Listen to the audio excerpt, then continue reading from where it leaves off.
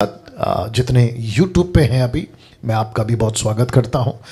उम्मीद करता हूं कि मेरी आवाज़ ठीक से पहुंच रही है, विजुअल सब कुछ ठीक है, ताकि हम यहां से आगे बढ़ सकें। तो जैसे हमेशा मैं कहता हूं कि एक चीज़ पे हम फोकस करते हैं, और वो क्या है? खरी शिक्षा, जिसको कहते हैं साउंड डॉक्ट्रिन। तो लिखा है MMB presents discipleship training equipping the universal church with sound doctrine, episode number 41। जी, अभी तक जिस मुद्दों पे या जिस टॉपिक पे DT पे हम बात कर चुके हैं, जो अपने आप में खजाना है, जो अपने आप में मोती है, प्रेशियस मोती, या फिर जिसको कहते हैं डायमंड्स, हीरा, ऐसी चीजें आपके बीच में अभी तक हम रख चुके हैं। और जिसमें से पहला टॉपिक है परमेश्वर, इंग्लिश में गॉड, बहुत अद्भुत तरीके से प्रभु ने चलाया। दूसरा सैल्वेशन, हिंदी में उद्धार। फिर तीसरा पाप के विषय में, पाप क्या है, सिन इंग्लिश में, पाप क्या है, उसके ऊपर हम बात कर चुके हैं। अगर आपने नहीं देखा, किसी ने जो अभी देख रहा है, सुन रहा है, तो मैं रिक्वेस्ट करता हूं कि ये सभी टॉपिक पे आप लोग जो हैं अगर नहीं देखें तो प्लीज़ देखिएगा। मैं बताऊंगा कि यूट्यूब पे आपको सिर्फ इतना करना है कि आपको डिसाइपलशिप ट्रेनिंग के प्लेलिस्ट में जाना है, और वहां पे आपको ये सारे एपिसोड्स मिल जाएंगे। चौथा पॉइंट जो हमने सीखा था वो ये था कि चरित्र, जिसको कहते हैं इंग्लिश में कैरेक्टर, एक व्यक्ति का, एक सेवक का कैरेक्टर कैसा होना चाहिए, उसका चरित्र कैसा होना चाहिए, उसके ऊपर भी हमने बातें की है। पांचवा जिस विषय पे बात करी थी, बाइबल, जिसके चलते आपको बहुत सारी बातें बताई थी, और मैं समझता हूं कि ये भी अपने आप में बहुत बहुत ज्यादा अद्भुत विषय रहा, सीखने लायक। छठवा यीशु, ऑफ कोर्स हम सबका सेंटर, जिसके माध्यम से, जिसकी वजह से, जो सबका कारण है मसीह का, दुनिया का, वो है यीशु, जीसस। सातवां कलीसिया, चर्च, एक्लीसिया ग्रीक में, इसके ऊपर भी बातें कर चुके हैं। आठवां पवित्र आत्मा, इंग्लिश में होली स्पिरिट, बहुत बहुत अद्भुत विषय, और मैं समझता हूं कि हम सब ने इसको सीखा है। नौवां प्रार्थना, प्रेयर, क्या अद्भुत टॉपिक था ये भी, और प्रार्थना कितना इंपॉर्टेंट है, प्रार्थना के विषय में कितनी सारी बातें हम सीख पाए। और मैं समझता हूं कि ये टॉपिक सुनने के बाद अगर किसी का प्रार्थना जीवन ठीक नहीं है, तो मैं समझता हूं कि इस टॉपिक के बाद प्रार्थना जीवन ठीक हुआ होगा। 10वां स्तुति आराधना, प्रेज एंड वर्शिप। फिर उसके बाद में कल तक जो टॉपिक सीखा था वो था शैतान, सैटन, और बहुत बहुत ज़्यादा पॉइंट्स इसमें भी थे। अगर मैं गलत नहीं हूं, फिर यूट्यूब पे अभी तक इसको 10,000 के ऊपर लोग देख चुके हैं। कम से कम 2 वीडियो मैंने डाला है अभी तक, सिर्फ 24 घंटा भी नहीं हुआ। ओके, अब यहां से आज आपके बीच में मैं 2 टॉपिक पे बात करूंगा, और वो 2 टॉपिक आज कवर करेंगे जो कि अपने आप में बहुत इंपॉर्टेंट है। एक है उपवास, फास्टिंग, और दूसरा है विश्वास, फेथ। जी, उपवास, विश्वास। वापस आते हैं, उपवास, दूसरा टॉपिक है विश्वास, फास्टिंग एंड फेथ। इस 2 विषय पे आज आपसे बात करूंगा, और वापस कहता हूं कि आपके होश उड़ने वाले हैं। ऐसी ऐसी पॉइंट्स, ऐसी ऐसी बातें आपके बीच में, ये 2 मुद्दों पे बात करने जा रहा हूं। तो जितने YouTube पे अभी देख रहे हैं, मैं आपसे रिक्वेस्ट करता हूं, आप सभी को, आप जब मुझे देखते हैं, सिर्फ देखना नहीं है, आपको दूसरों को शेयर करना है, साथ ही साथ खुद को एजुकेट करना है, ताकि आप दूसरे लीडर्स को भी प्रभु की महिमा के लिए तैयार कर सके। And same with the Zoom people also. Okay, अब यहां से स्टार्ट करते हैं। पहला टॉपिक आज के विषय का 2 में से पहला, वो है उपवास, फास्टिंग। नाउ हम सभी जानते हैं उपवास, फास्टिंग को लेकर मसीह जगत में बहुत बहुत बहुत सारी बातें की जाती हैं, बहुत सारे वीडियो बनते हैं, बहुत सारी टीचिंग दी जाती है, बहुत कुछ कहा जाता है, बिब्लिकल एंड नॉन बिब्लिकल, ये दोनों के दोनों चलते हैं। कुछ सही कहते हैं और कुछ गलत कहते हैं, लेकिन आप सभी को पता है कि मैं डैनियल राज आपके बीच में कॉन्टेक्स्ट के साथ, ट्रांसलेशन के साथ, बाइबल के वचन के साथ, जिसको कहते हैं rightly dividing the word of truth, उसके साथ आपके बीच में कोई भी टॉपिक लाता हूं, उसी मुद्दे पे बात करता हूं। तो उपवास को लेके भी मैं सिर्फ और सिर्फ बाइबल का सहारा लूंगा, वचन का सहारा लूंगा और वो क्या कहती है उसी पे बात करूंगा। तो सबसे पहले एक प्रश्न आपके बीच में रखने जा रहा हूं। प्रश्न यह है, क्या उपवास करना जरूरी है? जी, तो इसका सीधा जवाब है नो। दूसरा, क्या उपवास करना पाप है? जवाब है नो। तो दूसरे शब्दों में आपको उपवास करना जरूरी है। ये जो शब्द है ना जरूरी, जिसको कहते हैं बहुत इंपॉर्टेंट है। पास्टर डैनियल, अगर उपवास नहीं करेंगे तो प्रभु नहीं सुनेगा। उपवास इतना जरूरी है कि प्रभु भी बाद में पहला उपवास। तो जिसको कहते हैं जरूरी, तो आपको जवाब दे चुका हूं कि उपवास जरूरी नहीं है। लेकिन अगर कोई उपवास करता है या उपवास रखता है तो क्या वो पाप है? दूसरे शब्दों में क्या वो गलत कर रहा है? तो सीधा जवाब है नो, कोई गलती नहीं है। आपको उपवास करना है, आप कर सकते हैं, लेकिन प्रश्न क्या था? क्या जरूरी है, कंपलसरी है, नेसेसरी है, बहुत ज्यादा इंपॉर्टेंट है? नो। आपका फेथ, आपका यीशु, आपका प्रार्थना, आपका वचन, आपका रिश्ता, आपका कैरेक्टर प्रभु के साथ में, यह इंपॉर्टेंट है। आप उपवास को लेकर आज बहुत सारी बातें सीखेंगे। तो मैं रिक्वेस्ट करता हूं आखिर तक बने रहें यूट्यूब वालों। अगर आप लोग देख रहे हैं, क्योंकि जल्दबाजी में आप लोग कुछ लाइनें देखते हैं और कहते हैं अरे नहीं समझ में आ रहा, तो ऐसा मत करिए, क्योंकि लूसीफर बहुत स्मार्ट है। लूसीफर क्या करता है ना, आपका जो इंटरेस्ट है ना वो डालने नहीं देता है, वचन को सीखने नहीं देता है। वो बहुत कनिंग है, बहुत चालाक है और आपको कुछ सत्य की बातों से आपको क्या कहते हैं ना डिवाइड कर देगा, महरूम कर देगा, दूर कर देगा। लेकिन मैं चाहता हूं आज की जो ये टॉपिक है उपवास और फेथ, उसको आप लोग जरूर सुनेगा। चलिए वापस आते हैं। क्या उपवास जरूरी है? नो। क्या उपवास करना पाप है? नो। ये दोनों आपको बता दिया ना। लिखा है उपवास तभी करना चाहिए, बहुत ध्यान से देखिएगा, उपवास तभी करना चाहिए जब पवित्र आत्मा अगुवाई करता है। सो सिंपल ना, कितनी सीधी बात है। तो जिसका मतलब है कि आपको उपवास करना है, लेकिन कब? जब पवित्र आत्मा अगुवाई करे तब। क्योंकि कोई कर रहा है, क्योंकि आपने किसी को करते देखा, कोई कर रहा है इसलिए मत करिए। तो इसके चलते ये लाइन मैंने रखी है। तो आपको फिर से समझाता चलूं कि आपको उपवास इसलिए नहीं करना है क्योंकि कोई कर रहा है। कहीं से आपने टीचिंग सुनी, कहीं से आपने कोई किताब पढ़ी, कहीं से आपको कुछ पता चला, तो आप कहते हैं कि अब मैं करूंगा। No no no no no no no, आपको ऐसा नहीं करना है। आपको उपवास तब तक नहीं करना है जब तक पवित्र आत्मा आपको लीड नहीं करता, आपके अंदर बोझ नहीं डालता। मेरे अंदर डालता है। मुझे कितनी बार ऐसा लीड होता है कि मैं उपवास करूं और मैं करता हूं। आप में से कितने लोग हैं प्रभु के दास, पास्टर्स, लीडर्स, आप में से कितने प्रीचर्स हैं जिनको मैं समझता हूं यही एक्सपीरियंस आपको भी हुआ होगा कि कम से कम 3 महीने तक, 1 साल तक आपको कोई लीड नहीं हुआ, आपने उपवास नहीं किया, लेकिन अचानक से आपको 1 साल, 6 महीना, 3 महीने के बाद आपको ऐसा फील होता है, लीड होता है कि पवित्र आत्मा कहता है अब करो उपवास। तो आप बिल्कुल करिए, क्योंकि किसी के कहने से, किसी ने किया इसलिए आप उपवास नहीं करते। साथ ही साथ मैं कैथलिक से आता हूं। कैथलिक, आप जानते हैं कैथलिक में बहुत सारी ऐसी बातें जो नॉन बिब्लिकल है, वचन को मैच नहीं करती।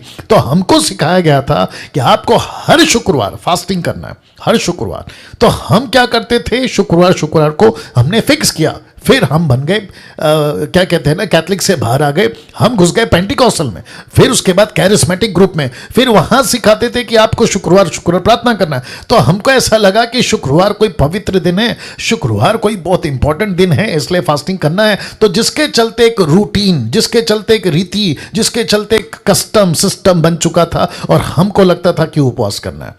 बट पवित्र आत्मा ऊपर बैठा, परमेश्वर ऊपर बैठा, पवित्र आत्मा आपके अंदर बैठा, कहता है कि जब तक मैं नहीं कहता डैनियल तू क्यों अपने शरीर को, अपने आप को, जिसको कहते हैं ना कि तकलीफ दे रहा है, तपस्या में डाल रहा है।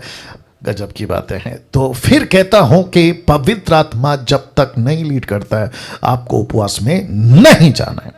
अगर कोई कर रहा है उसको करने दो, उसका जीवन वो प्रभु को न्याय देगा, लेकिन आप किसी की नकल नहीं करेंगे ना। इसको देखिए, उपवास को लेकर आप जी लिखा है उपवास को लेकर आप कोई बंधन में नहीं है। क्या बात है। वाह। अब आपको बताता हूं क्यों। क्योंकि बाइबल में उपवास को लेकर कोई नियम नहीं है। जबरदस्ती का उपवास मत करिए या मत रखिए। तो फिर से ये जो स्क्रीन है, आपको बताता चलूं कि उपवास को लेकर बाइबल के अंदर या परमेश्वर के वचन में किसी प्रकार का कोई नियम नहीं है, और ना ही आप किसी बंधन में। आप स्वतंत्र हैं, आप फ्री हैं, आप पवित्र आत्मा के लीडिंग में हैं, आप कलीसिया हैं, यीशु के दुल्हन हैं, पवित्र आत्मा के लोग हैं, पवित्र आत्मा की अगुवाई में चलने वाले लोग हैं। आप जबरदस्ती क्यों उपवास रखेंगे? तो वापस कहता हूं कि ये टॉपिक उपवास का, मैं रिक्वेस्ट करता हूं जितना हो सके वीडियो को दूसरों तक पहुंचाइए, शेयर करिए, क्योंकि उपवास को लेकर बेड़ा गर्क है। बहुत सारी बातें आज रखूंगा मैं, तो आप लोग एक साथ मेरे साथ में बने रहेंगे, ठीक है ना।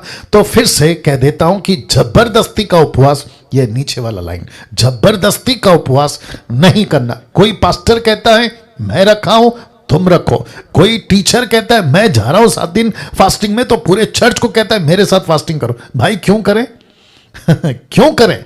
आपको प्रभु ने बोझ दिया है, आप करो। पूरे चर्च को आप 7 दिन, 10 दिन, 20 दिन, 40 दिन के फास्टिंग में क्यों लेके जा रहे हैं? अभी बीच में मुझे लगता है कि अप्रैल मार्च के महीने से शुरू हो गया था लेंथ डे, 40 दिन की फास्टिंग। कुछ मेरे दोस्त थे मुंबई से, उसको लगा कि मुझे करना चाहिए, तो वो चला गया। खुद तो गया, लेकिन साथ में जितने ग्रुप के लोग थे उनको भी ऑनलाइन में वो 40 दिन के फास्टिंग में ले गया। तो डे 1 फेसबुक पे, डे 2 फेसबुक पे, डे 3 फेसबुक पे, ऐसे करते करते मैं देख रहा था। और वापस कहता हूं, फिर मुझे क्या लगा पता है? ये सब फ्लैश में काम कर रहे हैं। किस में? फ्लैश में, शरीर में। लेकिन आत्मिक अगुवाई जिसकी होती है उसका जीवन अलग होता है, बातें अलग होती है, सेवा अलग होती है। तो वापस कहता हूं, जबरदस्ती का उपवास मत रखिए। नाउ ये बहुत इंपॉर्टेंट है, लिखा है भावनाओं में आकर उपवास मत करिए। भावनाओं में, जिसको कहते हैं ना मुझे आज बहुत फील हो रहा है, आपको फील हो रहा है ना, लेकिन पवित्र आत्मा का लीड नहीं है। आपने किसी अफ्रीकन प्रीचर को देखा कि वो कह रहा है कि मैं फास्टिंग में गया, मुझे पावर मिला, मैं फास्टिंग में गया, मुझे ये मिला। मैं तो उसको रखूंगा कि क्या मिलता है, क्या नहीं मिलता है, और कौन लीड कर रहा है। लेकिन किसी भी प्रकार के इमोशनली होकर या भावना में आकर आपको उपवास नहीं करना है। मैं रिपीट करता हूं, नहीं करना है ना। इसको भी देखिए, कई सेवकों ने अपनी जान गंवाई है, बाप रे। और बहुतों ने तो जब उपवास का उनको रिजल्ट नहीं मिला तो सेवा तक छोड़ दी है। Can you believe that? मैं रिपीट करता हूं, मैं रिपीट करता हूं, उपवास किया 40 दिन और मर गए। क्यों? क्योंकि इतना कठोर और इतना सख्त उपवास किया कि पानी तक नहीं पीते थे। अगर पानी भी पीते थे तो 24 घंटे में 1 या 2 बार। और आपका जो शरीर है ना, उसको लिक्विड चाहिए। आपका जो शरीर है उसको खाना चाहिए। आपका जो शरीर है वो उस सिस्टम से बना है कि आपको 24 घंटे में आपका जो शरीर है वो मांगता है। और याद रखो, माय गुडनेस गेट रेडी, आपका शरीर आपका नहीं है, आपका शरीर आपका नहीं है, ये पवित्र आत्मा का शरीर है। आप इसको मन चाहा भावना में आकर किसी के कहने से आप अपनी, और जीसस क्राइस्ट, किसी ने कहा कि प्रभु कहता है फास्टिंग करो, तो हम चले जाते हैं। भावना, इमोशनल, रियलिटी अलग है, इमोशनल अलग है। मैं इसके ऊपर प्रचार कर चुका हूं। और फिर कहता हूं, मैं कईयों को जानता हूं, मर गए। मेरे 29 साल के मिनिस्ट्री में मैंने कईयों को देखा है कि वो उपवास करते करते जब लिमिट क्रॉस हो गया, मर गए। अच्छे अच्छे सेवक की बात कर रहा हूं। और फिर कुछ तो ऐसे भी दिखे मुझे कि उपवास किया और जब रिजल्ट नहीं मिला, क्योंकि मर्जी से कर रहे थे ना, जबरदस्ती कर रहे थे, तो प्रभु क्यों देगा रिस्पॉन्स या रिजल्ट? और फिर ऐसा किया कि अरे प्रभु, लगता है तू सच्चा नहीं है, तू अच्छा नहीं है, मेरे ऊपर तेरी योजना नहीं है, आज से मैं मिनिस्ट्री बंद कर रहा हूं, सेवा तक छोड़ दिए।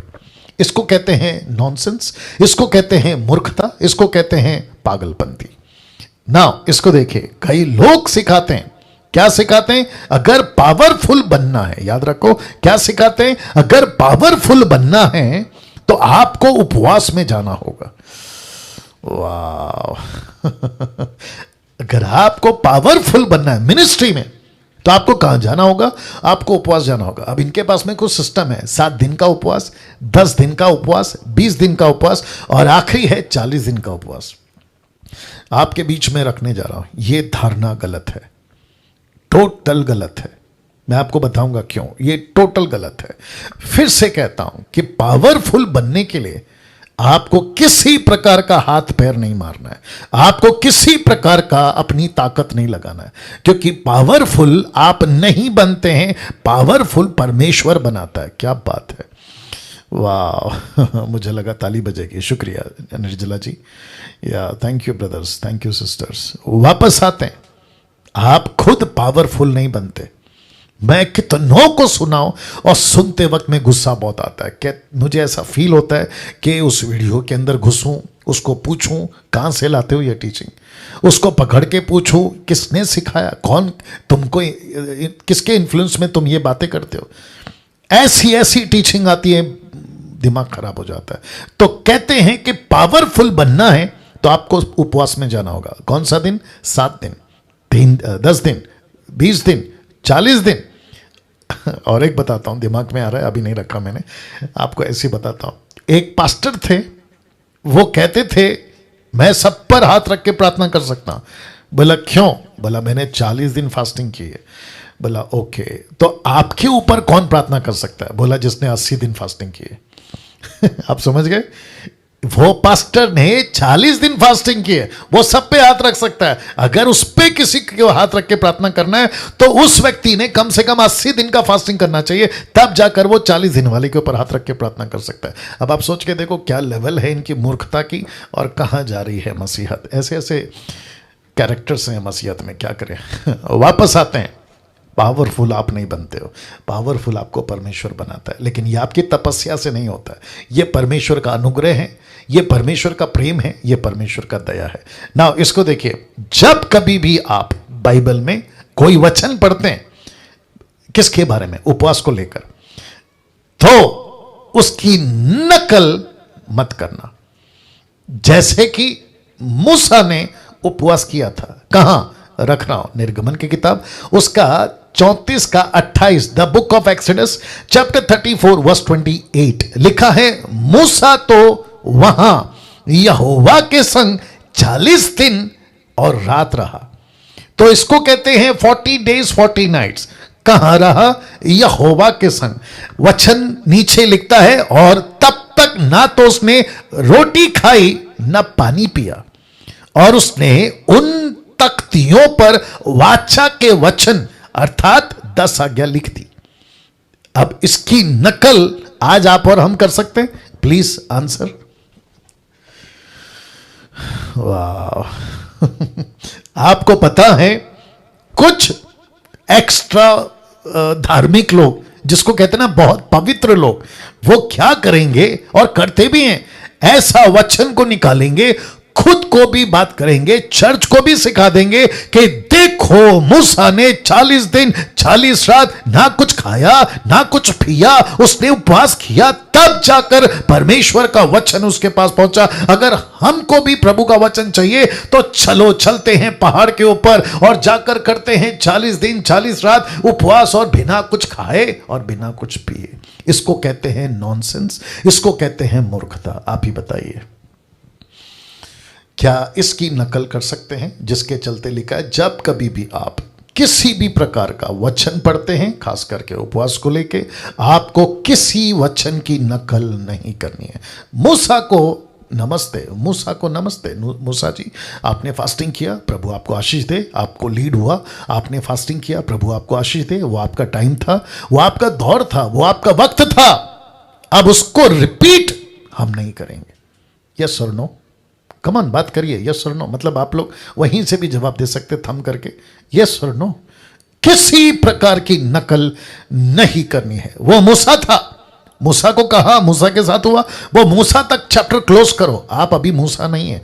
दूसरा, नकल किसकी करते? दानियल की। बाइबल वाला लिखा है दानियल ने भी उपवास किया था, रेफरेंस रख रहा हूं, दानियल की पुस्तक 10वां अध्याय वचन 3, the book of Daniel chapter 10 verse 3 लिखा है उन 3 सप्ताहों के पूरे होने तक। तो इसका मतलब है उसने कितना दिन फास्टिंग किया? 21 डेज। ये 21 डेज का कॉन्सेप्ट इतना गजब का चलता है कि मैं आपको क्या बताऊं। तो कहता है कि उसने 3 सप्ताह के लिए पूरे किए, फास्टिंग किया। फिर कहता है दानियल, मैंने ना तो स्वादिष्ट भोजन किया, ना मांस व दाखमधु अपने मुंह से रखा या मुंह में रखा, ना अपनी देह में कुछ तेल लगाया। दूसरे शब्दों में, इसको आप पढ़ते हैं हिंदी में, फिर आप पढ़ते हैं इंग्लिश में, लेकिन जब आप ओरिजिनल मैन्युस्क्रिप्ट पढ़ते हैं जो हिब्रू है, लैटिन है, आप जब उस माफ करें अरामिक है, जब आप उसमें पढ़ते हैं आपको पता चलता है कि दानियल ने खाना खाया लेकिन स्वादिष्ट नहीं। उसने पानी पिया या दाकरस जिसको अंगूर कहते हैं वो नहीं। तो इसने खाना खाया था भाई, इसने पेट भरा था, इसने दाकरस नहीं लेकिन पानी तो पिया था। तो ये क्या कहता है कि मैंने 3 सप्ताह यानी 21 दिन ऐसा मन चाहा पार्टी टाइप का, पार्टी समझते हैं ना, जश्न टाइप का खाना नहीं खाया, लेकिन मैंने खाना खाया, मैंने खाना खाया। अब इसकी नकल करते हैं लोग, कहते हैं मैं 21 दिन फास्टिंग में जाऊंगा। बोला कैसे? कुछ नहीं खाऊंगा। लेकिन दानियल सामने आ जाए, बोले अरे मैंने तो कुछ खाया था, मैंने खिचड़ी खाई थी, मैंने फ्रूट्स खाया था, अरे यार मैंने कुछ ना कुछ तो खाया था, तुम क्या कर रहे हो? आपको बात समझ में आ रही है? तीसरा एग्जाम्पल देता है योएल का। आपको पता होगा the book of Yoel, Joel बोएल, इसने भी उपवास किया था। कैसे? बताता हूं। योएल की किताब उसका 2 अध्याय वचन 12 लिखा है, तो भी यहोवा की ये वाणी है, अभी भी सुनो। कौन कहता है? योएल।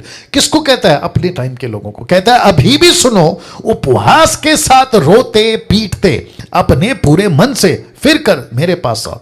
तो कैसे करना है? योएल कहता है उपवास करना है, फिर कहता है रोना है, पीटना है और खुद के मन को फेर कर परमेश्वर के पास आना है। मेरा प्रश्न है, क्या यह वचन की नकल आज हम कर सकते हैं? शुक्रिया शुक्रिया शुक्रिया शीला जी, शीला एस, हाँ शुक्रिया शीला जी। वाह, हम नहीं कर सकते हैं ना ये हम नहीं कर सकते हैं। देखिए मैं वापस कहता हूं, किसी मैन ऑफ गॉड की, किसी प्रभु के दास की, किसी बाइबल के जमाने की, किसी प्रॉफिट की, किसी भी व्यक्ति की, अब्राहम से लेके मूसा तक, मूसा से लेके जॉन द बैप्टिस्ट तक, जॉन द बैप्टिस्ट से लेकर पॉल तक, किसी की नकल नहीं करना है। यहां तक कि वर्तमान, आप देख लीजिएगा, लिखा है वर्तमान सेवकों की भी नकल मत करिए। कोई कहता है अफ्रीका में एक ऐसा प्रीचर है जो बहुत फास्टिंग करता है और उसकी मिनिस्ट्री अद्भुत चल रही है। अमेरिका में और फिर भारत में किसी की भी नकल मत करो, किसी की भी नकल मत करो। मैं रिपीट करता हूं, कुछ कॉन्सेप्ट्स हैं साहब, मैं रखूंगा अभी आज, कुछ कॉन्सेप्ट हैं। वो कहते हैं मेरी मिनिस्ट्री के पीछे आज मैं इतना पावरफुल हूं, मैं सक्सेस हूं, उसके पीछे वो प्रभु को क्रेडिट नहीं देते, वो पवित्र आत्मा को क्रेडिट नहीं देते। किसको देते पता है? फास्टिंग को। कहता है मैं 40 दिन फास्टिंग में था, कितनी बार? कम से कम 10 बार। तब जाकर ये अभिषेक मुझे मिला है, तब जाकर ये अनॉइंटिंग मुझे मिला है, तब जाकर ये पवित्र आत्मा मुझे मिला है, तब जाकर, अरे बाप रे, ऐसी क्या कहते हैं ना, डींगे मारते हैं कि मैं क्या बताऊं। तब जाकर मैंने लिखा है, देख लीजिएगा, शारीरिक भक्ति से कुछ नहीं होगा। मैं रिपीट करता हूं, शारीरिक भक्ति से कुछ नहीं होगा। यह फास्टिंग क्या है?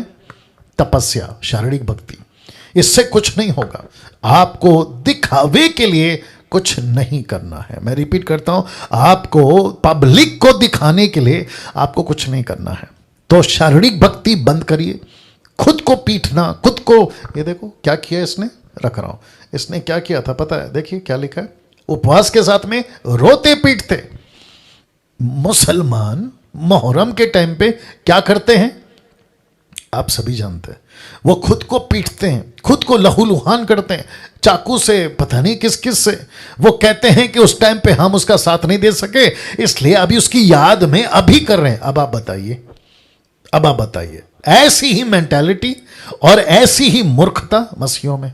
यीशु के टाइम पे हम दुख नहीं उठा सके, यीशु जब क्रूस उठा रहा था तो हम आंसू नहीं बहा सके, यीशु के टाइम पे हम दुख में नहीं जा सके, अब उसकी याद में अभी जाएंगे। तो मैं तो कहता हूं ऐसों को तो सूली चढ़ाओ, इनको भी खीले मारो, इनको भी कोड़े बरसाओ, तब पता चलेगा।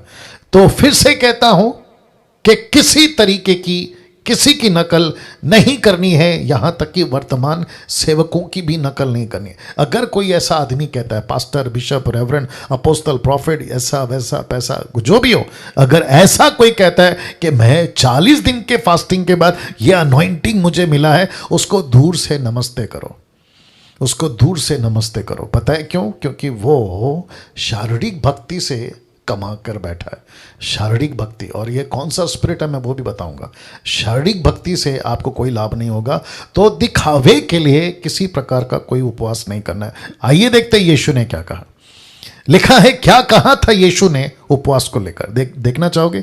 और वापस कहता हूं कॉन्टेक्स्ट में पढ़ना है आपको। तो मत्ती की किताब उसका 6:16 से 18 तक लिखा है, जब तुम उपवास करो, तो ऊपर से बात करते करते, दिखावे की बात करते करते यीशु ने कहा कि जब तुम उपवास करो, तो लिखा है तो कपटियों की नाई, मतलब जो संसारिक लोग हैं ना, जो दूसरे का दिखावे का करते, तो लिखा कपटियों की नाई तुम्हारे मुंह पर उदासी ना छाई रहे। क्योंकि यीशु ने देखा था शास्त्री फरीसी उपवास करते हैं लेकिन सबको बोल के घूमते हैं, उनके चेहरे पे पक्का पता चल जाता है कि आज इनका फास्टिंग है। तो लिखता है कि तुम्हारे मुंह पर उदासी ना छाई रहे, क्योंकि वे अपना मुंह बनाए रखते हैं ताकि लोग उन्हें उपवासी जाने। मैं तुमसे सच कहता हूं कि वे अपना प्रतिफल पा चुके। अब इसको देखो, परंतु जब तू उपवास करे या जब तुम उपवास करो, तो क्या कहता है? कहता है तो अपने सिर पर तेल मल, मुंह धो। फिर कहता है ताकि लोग नहीं परंतु तेरा पिता जो गुप्त में है तुझे उपवासी जाने, और इस दशा में तेरा पिता जो गुप्त में देखता है तुझे प्रतिफल देगा। तो मैं दिखावे की फास्टिंग क्यों करूं? वाह, मैं दिखावे की फास्टिंग क्यों करूं? मैं पब्लिक को क्यों दिखाऊं कि मैं 40 दिन फास्टिंग में? अच्छा वो छोड़िए, माय गुडनेस गेट रेडी। उपवास आपके और परमेश्वर के बीच की बात है। देखो ना, लिखा है ना, जब तू उपवास करे तो सिर पे तेल मल, मुंह धो, ताकि लोग नहीं तेरा पिता जो गुप्त में तुझे उपवासी जाने और तुझे वो प्रतिफल देगा। तो ये बिटवीन यू एंड फादर, ये कॉन्सेप्ट परमेश्वर को और आपका बीच का है। आपने उठाकर पब्लिक कर दिया, आपने उठाकर सार्वजनिक कर दिया, आपने तो डॉक्ट्रिन बना दिया। और आप, जीसस क्राइस्ट, यीशु कहता है मैं जब तक नहीं कहता तब तक फास्टिंग नहीं करना। पवित्र आत्मा कहता है मैं जब तक नहीं कहता आपको फास्टिंग में नहीं जाना। आप क्या कर रहे हैं? प्रभु, क्योंकि बाइबल में है उपवास के बारे में, तो मैं करता हूं, और देखो मैं इतना उपवास कर रहा हूं, अभी मुझे दो। तो प्रभु कहता है नहीं बेटा, ये तो तेरी मर्जी है, मेरी मर्जी कहां है? अब कुछ चीजें आपके बीच में रख रहा हूं। आपको उपवास कब और क्यों करना चाहिए, ये रखने जा रहा हूं, ठीक है ना? तो फिर से कहता हूं, जो पहला सवाल पूछा था, क्या उपवास जरूरी है? नो। क्या उपवास करना पाप है? नो। तो फिर आंसर क्या है? जब तक प्रभु आपको लीड नहीं करता, आपको उपवास नहीं करना है, सीधी बात, ओके? आपको उपवास कब और क्यों, क्वेश्चन मार्क, करनी चाहिए, इसका जवाब देने जा रहा हूं। अगर आप लोग तैयार हैं तो मैं रख रहा हूं। Okay, now here we go. Ministry के लिए उपवास करो, मैं अप्रिशिएट करूंगा। मिनिस्ट्री के लिए आप उपवास करो। मिनिस्ट्री में कोई रुकावट है, उपवास करो। डंके की चोट पे बोल रहा हूं, उपवास करो। आप प्रभु के पास जा सकते हैं, प्रभु मेरी चर्च, मेरी मिनिस्ट्री, मेरा कुछ भी ठीक नहीं हो रहा है, मुझे कैसे मैं बैठूं, मैं कैसे प्रार्थना करूं? आपको मिनिस्ट्री के लिए उपवास करना है, गो हेड। मिनिस्ट्री में कोई रुकावट है, गो हेड, उपवास करो, बैठो प्रभु के पास में। प्रभु क्या बात है, मेरी सेवा क्यों नहीं बढ़ रही? मैं प्रचार करता हूं, लोगों का मन उद्धार क्यों नहीं पा रहा? मुझसे डिसाइपल क्यों नहीं तैयार हो रहे? मैं वचन को पढ़ता हूं, कोई चीजें समझ में नहीं आती। आप बेशक उपवास में जाइए, बेशक उपवास में जाइए, इसमें कोई दिक्कत नहीं है। आपको प्रूफ देता हूं, आपको कुछ प्रूफ देता हूं। प्रेरितों की किताब उसका 13 का 2 से 4 तक में लिखा है, जब वे उपवास सहित प्रभु की उपासना कर रहे थे। किसके सहित? उपवास के साथ।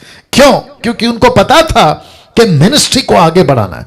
तो उनका दिमाग में यह था कि प्रभु अगर सेवा को फैलाना है तो हमको योग्य लीडर दे। तो लिखा है, तो पवित्र आत्मा ने कहा ओके, मैं बताता हूं किसको अलग करना है। तो कहता है, मेरे निमित्त बरनबास और शाऊल को उस काम के लिए अलग करो जिसके लिए मैंने उन्हें बुलाया। तो इससे क्या पता चल रहा है कि आपका फास्टिंग आपका व्यक्तिगत फायदा नहीं कर रहा है, आपका फास्टिंग परमेश्वर का किंगडम का फायदा कर रहा है। क्या बात है दोस्तों,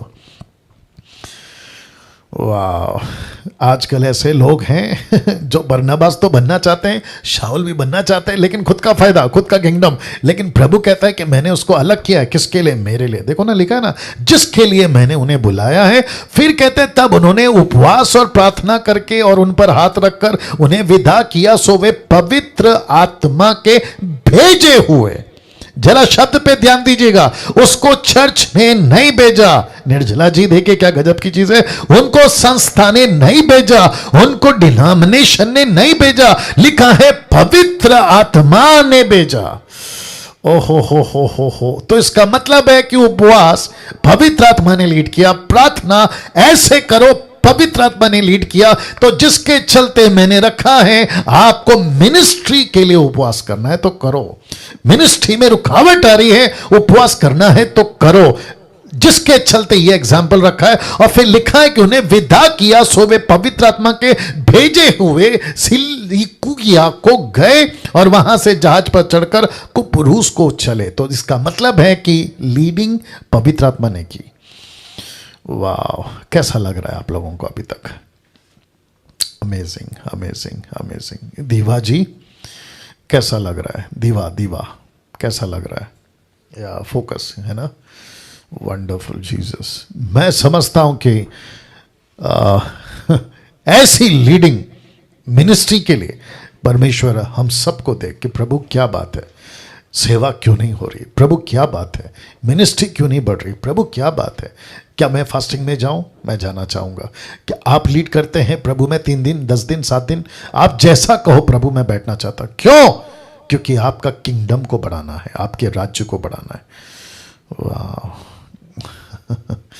दिमाग में कुछ आ रहा है, लेकिन एनीवे सुनिए, आपको उपवास इन सब चीजों के लिए नहीं करनी है। लेट मी रिपीट, इन सब चीजों के लिए नहीं करनी है। वो कौन कौन सी चीजें हैं आपके बीच में रखना। सबसे पहला, परमेश्वर के करीब आने के लिए, पवित्र आत्मा से भरने के लिए और वरदानों को पाने के लिए आपको नहीं करना है। क्यों पास्टर डैनियल? क्यों? क्योंकि परमेश्वर आपके करीब आ चुका है, पवित्र आत्मा आपको मिल चुका है। अब इसको देखो, वरदाने भी आपको मिल चुके हैं। तो बहुत सिंपल चीज है ना। तो वापस रखता हूं, हो सकता है कि आपने ध्यान नहीं दिया। आपको इन सब चीजों के लिए उपवास नहीं करना है, परमेश्वर के करीब आने के लिए नहीं करना है, पवित्र आत्मा से भरने के लिए नहीं करना है, वरदानों को पाने के लिए नहीं करना है। क्यों? क्योंकि परमेश्वर आपके करीब ऑलरेडी आ चुका है।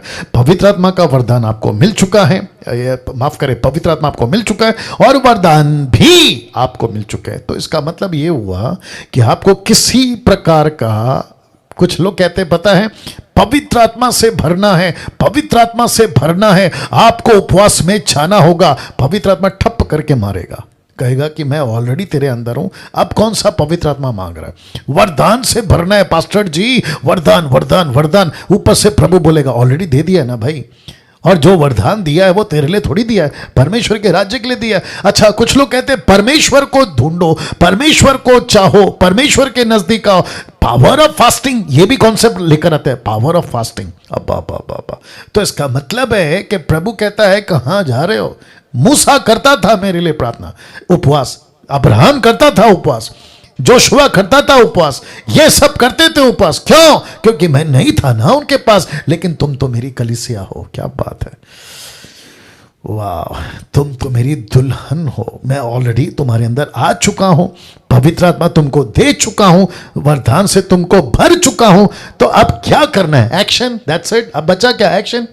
आपको निकलना है, काम करना है, आपको जाना है, काम करना है, यही तो बाकी है। इसलिए सुनो, एक एग्जांपल आ रहा है। जब यीशु ऊपर चले गए, असेंशन हो गए, स्वर्ग में उठाए गए, एक्ट चैप्टर 1:10 में, तो चेले है ना 120 ऐसा ऊपर देख रहे थे। ऊपर से दो पुरुष आए, माफ करें, 2 पुरुष आए, आकर कहा कि ऊपर क्या देख रहे हो? दूसरे शब्दों में उन्होंने कहा कि गलील के पुरुषों, ऊपर क्या देख रहे हो? तो ब्रैकेट में गलील क्यों? क्योंकि उनको पता था कि ये गलीली लोग, ये वो लोग हैं जिनको मिशन मिला है, जिनको ग्रेट कमीशन मिला है। अगले हफ्ते का वही टॉपिक है, अभी से बता दे रहा हूं। इनको मिशन मिला है, तो जिसके चलते ये ऊपर देख रहे हैं। तो ऊपर से प्रभु बोलता है 2 पुरुषों को बेचकर इनको बोलो आगे जाओ, इनको बोलो काम करो। इधर हम भी वही गलती कर रहे हैं। हम भी वही गलती कर रहे हैं। गलती क्या कर रहे हैं पता है? प्रभु आ चुका है, पवित्र आत्मा मिल चुका है, वरदान दे चुका है, लेकिन फास्टिंग में वेट कर रहे हैं। माय गुडनेस, सोच के देखो, फास्टिंग में वेट कर रहे हैं, प्रभु दे, प्रभु दे। ऊपर से प्रभु बोलते हैं बेटा कब का दे दिया, अभी क्या मांग रहा है। माय गॉड, वाह, थोड़ा डाइजेस्ट करिए स्टेटमेंट को, तब तक पानी पी लेता हूं। Wonderful Jesus. मेरी प्रार्थना है पवित्र आत्मा इस वक्त उन सब के लिए जो अभी यूट्यूब पे, जूम पे, कहीं भी देख रहे होंगे, प्रभु इन चीजों से इनको भरिए, इन चीजों से इनको भरिए, ताकि भटकने से बचें, दूसरों को भटकाने से बचें। वाह, अब एक कॉन्सेप्ट रख रहा हूं, लिखा है now understanding these three concepts, या दिस या दीज आएगा, anyway. Now understanding this 3 concepts, कौन सा है रखने जा रहा हूं। मैं फिर कहता हूं ये 3 कॉन्सेप्ट को आपको समझना होगा। लिखा है हर विश्वासी की ये 3 तरह की नीड्स होती है। Needs, NEEDS, needs, okay. सबसे पहला स्पिरिचुअल नीड्स, दूसरा फिजिकल नीड्स, तीसरा मटेरियल नीड्स। यस और नो? इसको 3 को छोड़कर बाकी आपको कुछ नहीं चाहिए। यस और नो? तो वापस आते हैं spiritual needs, physical needs, material needs. इसको छोड़ आपको और क्या चाहिए? अब मजे की बात देखो क्या है। याकूब 1:17 क्या कहता है पता है? लिखा है क्योंकि हर एक अच्छा वरदान और हर एक उत्तम दान ऊपर से ही आता है और ज्योतियों के पिता की ओर से मिलता है, जिसमें ना तो कोई परिवर्तन हो सकता है, ना अदल बदल के कारण उस पर छाया पड़ती है। इसका मतलब है, याकूब कहता है कि हर अच्छा वरदान तो प्रभु देता है, ऊपर से आता है और आ चुका है। तो इसका मतलब है स्पिरिचुअल नीड आपकी कौन पूरी करता है? परमेश्वर। आपकी फिजिकल नीड कौन पूरी करता है? परमेश्वर। मटेरियल नीड कौन पूरी करता है? परमेश्वर। तो जब आपका स्पिरिचुअल नीड पूरा हो चुका है, आपका फिजिकल, पेट दुखना, सर दुखना, किडनी, कोरोना, आपका क्या कहते हैं कैंसर, ये सारी चीजें प्रभु कहता है मैं बैठा हूं, मैं ठीक करूंगा। मटेरियल, राशन नहीं है, टेलीफोन बिल, इलेक्ट्रिक बिल, बच्चे का स्कूल का फीस, आपका राशन, अरे बाप रे, ये सारी चीजें प्रभु कहता है मैं बैठा हूं। तो जो चीज आपको प्रभु ऑलरेडी दे चुका है, आप उसको लेकर फास्टिंग में क्यों बैठ रहे हो? बताइए प्लीज, आप उसको लेकर फास्टिंग में क्यों बैठ रहे हो? मेरा प्रश्न आप लोगों से ये है, प्लीज आंसर मी। आपका स्पिरिचुअल नीड, फेसबुक वालों माफ करें, यूट्यूब वालों ध्यान से सुनो, आपका स्पिरिचुअल नीड क्या चाहिए था? सैल्वेशन, मिल गया। आपको क्या चाहिए था? परमेश्वर की उपस्थिति, मिल गया। आपको क्या चाहिए था? पवित्र आत्मा, मिल गया। आपको क्या चाहिए था? वरदान, मिल गया। फास्टिंग क्यों? फास्टिंग क्यों? फास्टिंग क्यों? अंडरस्टैंड? फिजिकल, मेरा हेल्थ ठीक नहीं, मुझे तकलीफ है प्रभु, मेरा हेल्थ ठीक नहीं। ऊपर से प्रभु बोलता है मेरे कोड़े खाने से तुम चंगे हो गए। वाह, बताइए प्लीज। मटेरियल, पैसा चाहिए, प्रभु कहता है मैं बैठा हूं। नौकरी चाहिए, प्रभु कहता है मैं बैठा हूं। बच्चे का क्या कहते हैं जरूरतें, मैं बैठा हूं। आपकी फैमिली इश्यूज, मैं बैठा हूं। फास्टिंग क्यों? फास्टिंग सिर्फ और सिर्फ एक ही चीज के लिए करते हैं, और वह यह है कि प्रभु तेरा राज्य बढ़े। उसके लिए अगर आप मुझे लीड करते हैं, मैं पक्का जाऊंगा, मैं पक्का जाऊंगा। ये कॉन्सेप्ट आपको समझ में आ गया? नाउ इसको देखिए, आज मसीह समाज में उपवास, बहुत ध्यान दीजिएगा, आज मसीह समाज में उपवास खतरनाक होता जा रहा है। दुष्ट आत्माओं की मिनिस्ट्री को प्राप्त कर रहे हैं। Okay okay okay okay okay, pastor Daniel ये कैसे पॉसिबल है? मैं वापस कहता हूं, मेरा प्रचार सुना होगा, एक यीशु नहीं दो, एक पवित्र आत्मा नहीं दो, एक सुसमाचार नहीं दो। यस और नो? जिसका जिक्र मैं कर चुका हूं पिछले हफ्ते या 2 हफ्ते पहले, 2 Corinthians chapter 11 verse 3 and 4, माफ करें 4 and 5। आप इस बात से वाकिफ हैं? तो इसका मतलब है कि कुछ लोग उपवास करते हैं और वो उपवास खतरनाक कैसे हो रहा है मैं आपको बताता हूं। स्वर्ग दूतों को जबरदस्ती देखना, आत्मा में कहीं जाकर आने की बातों को करना, दर्शन पाने की चाह रखना। आप नहीं समझे अभी भी, मैं वापस रख देता हूं। इसको कहते हैं खतरनाक उपवास। खतरनाक उपवास होता जा रहा है, दुष्ट आत्माओं की मिनिस्ट्री को प्राप्त कर रहे हैं। और उसका वजह क्या है? मेरे कुछ लोग हैं जिनको मैं जानता हूं, वो कहते हैं कि मैं जब प्रार्थना करता हूं मुझे स्वर्गदूत दिखते हैं। वाह, मुझे कोई दिक्कत नहीं है। लेट मी रिपीट, मुझे कोई दिक्कत नहीं है। लेकिन अगर आप ये कहते हो कि तुमको भी दिखना चाहिए, यह गलत है। अगर कोई कहता है मैं उपवास करता हूं, जबरदस्ती स्वर्गदूतों को देखना, जबरदस्ती मुझे पवित्र आत्मा उठाकर कहीं लेकर जाए। मैं बैठूंगा भारत में लेकिन अफ्रीका घूमना चाहता हूं, मैं बैठूंगा अफ्रीका में लेकिन अमेरिका घूमना चाहता हूं। यह कैसे? आपको याद होगा, पता है दूसरा कुरिन्थियों 12:1 से पौलुस कहता है मैं किसी को जानता हूं। वो खुद नहीं, उसने देखा किसी को, उसकी बात नहीं कर रहा हो। वो कहता है मैं किसी को जानता हूं, आत्मा में या शरीर में कंफर्म नहीं हूं, लेकिन वो स्वर्ग पे जाके आया। कहां जाके आया? स्वर्ग में। तो ऐसे कुछ लोग हैं, जैसे फिलिप को उठा लिया। पता है आपको, याद है फिलिप को, जब वो खोजा को बपतिस्मा दे रहा था तो पवित्र आत्मा ने फिलिप को वहां से गायब कर दिया, याद होगा आपको। वैसे ही कुछ लोग कहते हैं मुझे भी ऐसे करो। मेरा प्रश्न है, जबरदस्ती होगा? नहीं होगा। थैंक यू निर्जला जी, नहीं होगा। तो कैसे होगा? अगर प्रभु करता है मुझे कोई दिक्कत नहीं है, और मैं कौन होता हूं प्रभु के बीच में और आपके बीच में आने वाला। लेकिन मैं इतना जरूर कह दूं कि कहीं तुम जबरदस्ती, देख लो लिखा क्या है, जबरदस्ती। तो ऐसा उपवास करके खतरनाक मिनिस्ट्री को पा रहे हो तुम। लिखा है दुष्ट आत्माओं की मिनिस्ट्री को प्राप्त कर रहे हो, क्योंकि आपको प्रभु नहीं देना चाहता। आप मांग रहे हो, आप कुछ ऐसे रिलम में चले जाते हो, ऐसी आत्मिक दुनिया में चले जाते हो जो दुष्ट आत्माओं की दुनिया। और मैंने बताया आपको कि वो कल बताया मैंने, कितना चालाक है वो क्या क्या कर सकता है, किस तरीके से जा सकता है। तो बेस्ट क्या है? आपको प्रभु के पास रहना है, वचन के हिसाब से चलना है। पेड़ की पहचान वचन से होती है, उसके फल से होती है, आप जानते हैं, मैं बता चुका हूं। तो इसका मतलब है कि आपको जबरदस्ती कुछ नहीं मांगना है। लेट मी रिपीट, जबरदस्ती नहीं मांगना है।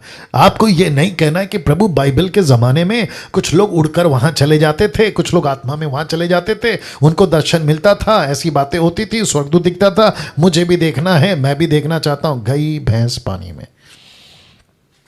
ऐसा मत करिए, रिक्वेस्ट करता हूँ, ऐसा मत करिए। तो फास्टिंग को लेके, एक, जबरदस्त नहीं करना, दूसरा नकल नहीं करना, तीसरा जब तक पवित्र आत्मा नहीं कहता फास्टिंग नहीं करना। ये यहां से कह रहा हूं। आप वीकली, आप कहते हैं कि प्रभु या फिर पास्टर जी, डैनियल भाई, मैं हफ्ते में एक बार उपवास करता हूं, कर सकता हूं, ये आपकी मर्जी है, मैं कोई नहीं होता आपको बोलने वाला। लेकिन फिर से कहता हूं, क्योंकि कोई कहा इसलिए नहीं करना, क्योंकि चर्च का सिस्टम है इसलिए नहीं करना, क्योंकि आपको अच्छा लगता है इसलिए नहीं करना। आपको तब करना है जब आपको लीडिंग होते। I hope you got the point. Now अब बात करते हैं विश्वास की। गजब का पॉइंट्स आएगा इसमें, गेट रेडी जी। विश्वास की बात करते हैं। फेथ का स्पेलिंग क्या है? FAITH। इसका फुल फॉर्म मैंने नहीं डाला, बट ऐसे ही बोल रहा, मैं पहले बोला करता था, बट आपको ऐसे ही दे देता हूं। फेथ का मतलब, F का मतलब है फादर, A का मतलब है ऑल, I का मतलब है फादर ऑल इनटू दाई हैंड, फादर ऑल इनटू दाई हैंड। तो फेथ का मतलब है कि प्रभु सब कुछ तेरे हाथ में, मैं खुद को सरेंडर करता हूं, खुद को सौंप देता हूं। मैंने इसको इतना इंपॉर्टेंट नहीं समझा इसलिए नहीं डाला, बस ये छोटा सा आपको बता दिया। बट मेरा टॉपिक फेथ को लेकर जबरदस्त, कभी नहीं सुना होगा ऐसी बातें आज रखने जा रहा हूं। सो गेट रेडी। सब लोग तैयार हैं? अगर आप लोग तैयार हैं तो एक बार ताली बजाकर या थम दिखाकर कुछ भी कर लीजिए जी। और साथ ही साथ यूट्यूब वालों, आपको भी कहना चाहता हूं, फेथ के ऊपर गजब की बातें आ रही है, गजब की बातें आ रही है। लिखा है एक विश्वासी के लिए सबसे ज्यादा जरूरी विश्वास, विश्वास, फेथ, विश्वास। ओके, जिस दिन वो पृथ्वी पे एग्जिस्ट करता है या उसको महसूस होता है मैं दुनिया में हूं, तो उसको विश्वास वहीं से शुरू हो जाता है। ये तेरा बाप, ये तेरी मां, ये तेरा घर, ये तेरी चीजें, विश्वास कर। वो प्रूफ नहीं मांगता, यस और नो। सोच के देखिए, जितने पेरेंट्स हैं अभी मुझे देख रहे हैं, मेरा खुद का बेटा भी सामने बैठा हुआ है, अचानक से मेरे पास आया, बोला पप्पा आप साबित करो कि आप मेरे बाप हो। कैसे होगा, कैसे होगा बताइए। हाँ, आजकल बहुत सारे सिस्टम हैं, क्या कहते हैं, डीएनए टेस्ट, ये टेस्ट वो टेस्ट से पता चल जाएगा, वो बात अलग है। लेकिन ये प्रश्न ही पूछना मूर्खता नहीं है? ऑफ कोर्स है। तो फिर से कहता हूं कि जिस दिन से हम पैदा होते हैं उसी दिन से विश्वास करना होता है। मैं आपको कुछ क्या कहते हैं एग्जाम्पल दे देता हूं, लगे हाथ, फिर आगे बढ़ूंगा। देखिए, हमारे मुंबई में टैक्सी, ऑटो बहुत हैं, उसी से हम देखते हैं कि लोग ट्रैवल करते हैं। फिर उसके बाद में जिसको कहते हैं ना ट्रांसपोर्ट सिस्टम, फिर उसके बाद आता है बस, फिर आती है ट्रेन, फिर आती है प्लेन, फिर आपका पानी का जहाज। कभी ऑटो वाले को आपने रुका के पूछा है, भाई साहब मुझे यहां से वहां जाना है, लेकिन मैं देखना चाहता हूं कि आप ऑटो चला सकते कि नहीं, पहला साबित करो। वो ऑटो वाला आपके साथ क्या करेगा? सोचिए, आप जाना चाहते हैं एक कंट्री से दूसरे कंट्री में, ठीक है, आप एयरपोर्ट पे पहुंचे, आपने टिकट चेक इन सब कर लिया, बैगेजिंग सब कर लिया, और आप गए सीधे एयरक्राफ्ट के पास।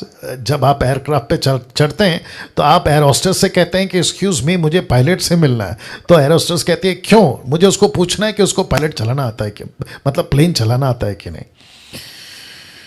अब आप सोचिए, वो पायलट आपके साथ क्या करेगा, वो एयर होस्टेस आपके साथ क्या करेगी, और वहाँ का जो सिस्टम है वो क्या करेगा? कभी पूछते हैं हम लोग? ऑटो वाले से पूछते हैं? नहीं। क्या करते हैं? विश्वास। पायलट से पूछते हैं? नहीं। क्या करते हैं? विश्वास। वो छोड़िए साहब, आप जिस घर में रहते हैं, आप जिस घर में रहते हैं वहां पे भी आप विश्वास करते हैं कि ये घर नहीं गिरेगा, ये मेरे सर पे आके नहीं गिरेगा, ये जमीन नहीं फटेगी। क्या क्या चीजें हैं आप आंख बंद करके विश्वास करते हैं, जिसके चलते लिखा है कि एक विश्वासी के लिए सबसे ज्यादा जरूरी है विश्वास। किस पे? किस पे? किस पे? परमेश्वर पे, परमेश्वर पर विश्वास। अब इसी कड़ी में आगे बढ़ना चाहता हूं। लिखा है, लेकिन आज आपको समझना होगा कि आपको, बहुत ध्यान दीजिएगा, विश्वास की जरूरत क्यों है। आपको विश्वास की जरूरत क्यों है? एक ऐसा टॉपिक है, ये इतना कॉम्प्लिकेटेड है कि मैं आपको क्या बताऊं। सब विश्वास की बात करते हैं, लेकिन इसके जड़ तक कोई नहीं जाता। मेरी कोशिश है आज मैं आपको जड़ तक ले जाऊंगा, मेरी कोशिश है आज मैं आपको जड़ तक ले जाऊंगा। वापस कहता हूं, जब मैं इसका स्लाइड्स बना रहा था मेरी हालत खराब हो रही थी, मैं बहुत इंजॉय कर रहा था, मैं कह रहा था प्रभु क्या बात करते हैं आप, क्या अजब गजब की बातें करते हैं। और वापस कहता, मेरी टीचिंग आपको यूट्यूब से, गूगल से, क्या बोलते हैं, विकीपीडिया से आपको नहीं मिलेगी। परमेश्वर ये सारी बातें आपको देता, आपके लिए देता है, और आपके बीच में मैं लेकर आता हूँ। वापस कहता हूँ, ऐसी बातें रखने जा रहा हूँ। तो लिखा है, लेकिन आज आपको समझना होगा कि आपको विश्वास की जरूरत क्यों है। सबसे पहले देख लीजिए, विश्वास की जरूरत, जिसको कहते हैं ना फेथ, फेथ की जरूरत लिखा है सिर्फ और सिर्फ एक ही बात के लिए कि एक परमेश्वर है, बस। दूसरा किसी चीज के लिए आपको विश्वास की जरूरत नहीं है। मैं रिपीट करता हूं, किसी चीज के लिए आपको विश्वास की जरूरत नहीं। आपको सबसे पहला एक चीज की जरूरत है, विश्वास की जरूरत है। क्यों? आपको पता लगाना है कि एक परमेश्वर, और जिस दिन, गेट रेडी नाउ, जिस दिन आपको पता चल गया कि यह परमेश्वर है, बस उसी को पकड़ के रखो, उसी को अपने, उसी पे अपने विश्वास को मजबूत करो, रूटेड करो, दैट्स इट। बाकी किसी पे नहीं। मैं रखूंगा। आइए बात करते हैं। सबसे पहले इस वचन को ध्यान से समझिए। कौन सा? ये वाला, जिसको लिखा है इब्रानियों 11:6। मुझे नहीं पता कि इसके ऊपर कभी किसी ने बात करी या नहीं करी, लेकिन आज इसके जड़ तक जाएंगे। तो लिखा है, बहुत ध्यान दीजिएगा, लिखा है, और विश्वास बिना उसे, किसे? परमेश्वर को, उसे प्रसन्न करना अनहोना है। क्योंकि परमेश्वर के पास आने वाले को विश्वास करना चाहिए क्या कि वह है। Okay okay okay okay okay, रख रहा हूं। लिखा है विश्वास करने वाले को या उसके पास आने वाले को यह विश्वास करना चाहिए कि वह है। ब्रैकेट में परमेश्वर है। आपको विश्वास की जरूरत क्यों है कि एक परमेश्वर है। तो वापस पीछे जा रहा हूं। लिखा है विश्वास की जरूरत क्यों, सिर्फ और सिर्फ एक ही बात के लिए कि एक परमेश्वर है। अब इस वचन को ध्यान से समझिए। इब्रानियों 11:6, विश्वास बिना उसे प्रसन्न करना न होना है, क्योंकि परमेश्वर के पास आने वाले को, डैनियल को, निर्जला को, नैतन को, आप जितने देख रहे हैं उन सबको, देश को, विदेश को, अफ्रीका को, अमेरिका को, इसको, उसको, सबको, जो भी परमेश्वर के पास आता है उसको विश्वास करना चाहिए कि वह है। तो इस पे ये जो लिखा है ना कि वह है, मैं आऊंगा उसके ऊपर। और लिखा है नीचे, अपने खोजने वाले को प्रतिफल देता है। प्रतिफल। अब यहां ज्यादा जोर किस पे है, विश्वास परमेश्वर पर या विश्वास प्रतिफल पर? जी, वापस पूछूंगा, यहां जोर किस पे, विश्वास परमेश्वर पर? ओ फिर दूसरा चश्मा होता है ना, इसके लिए चक्कर होता है। एक सेकंड दीजिए। या वापस आते हैं, विश्वास किस पर यहां पे ज्यादा जोर है, परमेश्वर पर या प्रतिफल पे? मैंने ब्लैक में इसलिए रखा है क्योंकि वो प्रतिफल है। विश्वास किस पर, आपका जोर किस पे है? परमेश्वर पर, कि वह है। तो इसका मतलब है कि मुझे विश्वास चाहिए। बहुत ध्यान से सुनिए, मुझे विश्वास चाहिए। मेरा विश्वास बढ़ाओ। पास्टर डैनियल मेरा विश्वास बढ़ाओ। सिस्टर जी मेरा विश्वास बढ़ाओ। ब्रदर मेरा विश्वास बढ़ाओ। प्रभु के दास मेरा विश्वास बढ़ाओ। विश्वास बढ़ाओ। मैं क्यों बढ़वाऊं? आपका विश्वास क्यों बढ़े? आपका विश्वास सिर्फ और सिर्फ इसलिए बढ़ना है कि एक परमेश्वर है। That's it. फिर रख रहा हूं, ध्यान दीजिएगा। इस वचन, सॉरी, विश्वास की जरूरत सिर्फ और सिर्फ एक ही बात के लिए कि एक परमेश्वर है। आज सारा खेल इसी का है। टोटल बाइबल मैं रखूंगा, मजा आएगा आपको। आज सारा खेल इसी का है, एक ही चीज का है। सच्चा परमेश्वर कौन है? सच्चा परमेश्वर कौन है? तो लिखा है एक ही परमेश्वर। तो ये वचन का जोर, ये वचन का बल सिर्फ एक ही पर है, विश्वास परमेश्वर पर या प्रतिफल पर। अब आप सोचोगे पास्टर डैनियल, आप प्रतिफल और परमेश्वर दोनों को अलग क्यों कर रहे हो? मैं रख रहा हूं, आपका फोकस परमेश्वर पर होना चाहिए, प्रतिफल पर नहीं। वाह, आपका फोकस परमेश्वर पर होना चाहिए, प्रतिफल पर नहीं। प्रतिफल पर नहीं। प्रतिफल क्या है मैं आपको बताता हूं, पहले इसको देख लीजिए। आज 90% प्रचारक सिखा रहे हैं कि अपनी जरूरतों के लिए विश्वास करो। My God, get ready. फिर कहता हूं 90% प्रचारक, खास करके पंजाब और फिर उधर अफ्रीका, बाप रे बेड़ा गर्क, कहते हैं आपको विश्वास करना है अपनी चंगाई के लिए। प्रतिफल जिसको कहते हैं मटीरियल, बताया था ना, मटीरियल। फिर कहते हैं विश्वास करो, जैसे 12 साल से लहू बहने वाली औरत ने किया, उस 4 दिन का मरा हुआ लाजर की बहनों ने किया। ऐसे विश्वास करो जैसे यार ने किया अपनी बेटी के लिए, पतरस ने पानी पे चलने के लिए, अंधों ने देखने के लिए, लंगड़ों ने चलने के लिए, भूखों ने खाने के लिए। ऐसे ही विश्वास करो। किसके लिए? जरूरतों के लिए। अब आप बताइए टोटल गलत है कि नहीं? प्लीज, गलत है कि नहीं? जबकि पौलुस कहता है, इब्रानियों 11:6 कहता है कि विश्वास करो कि एक परमेश्वर है, उस पे फोकस। अब इसको देखिए, पूरी बाइबल किस पे जोर देती है? एरो रख दिया हूं, किस पे जोर देती है मैं आपको बता रहा हूं। यीशु कहता है तुम्हारा मन व्याकुल ना हो। क्यों? क्योंकि तुम परमेश्वर पर विश्वास रखते हो, मुझ पर भी विश्वास रखो। यीशु किस पे फोकस देता है? अब जरा ये देखिए, दुष्ट आत्मा। लिखा है तुझे विश्वास है एक ही परमेश्वर है, तू अच्छा करता है। दुष्ट आत्मा भी विश्वास रखते हैं और थर थर आते हैं। अब बताइए, विश्वास किस पे है दुष्ट आत्मा को? एक सच्चा परमेश्वर पर। विश्वास किसको है? विश्वासियों को यीशु के टाइम पे एक सच्चा परमेश्वर। फोकस कौन है? परमेश्वर। रिपीट करता हूं, फोकस कौन है? Let me put it again. Focus कौन है? परमेश्वर।